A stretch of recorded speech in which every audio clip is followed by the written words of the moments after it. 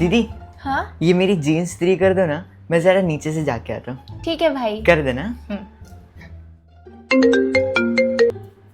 हाँ भाई, दीदी मेरी जेब में 300 रुपए रह गए थे, जरा चेक करना। रुको अभी चेक करती हूँ।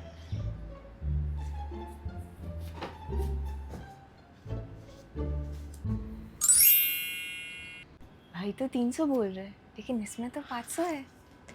हाँ भाई, है 300 रुपए। दीदी मुझे घर आने टाइम लगेगा, तो मुझे 300 रुपये ऑनलाइन कर दोगे प्लीज? ये भी कोई बोलने वाली बात है, रुको अभी करती हूँ। हाँ भाई, कर दिए। थैंक यू दीदी। अभी मजा आएगा ना भिड़ो। मम्मा, तुम्हारे पास 500 रुपए के छुट्टे हैं? हाँ है ना, दो ना प्लीज। लेकिन ये नोट तो नकली है। Children bank of India.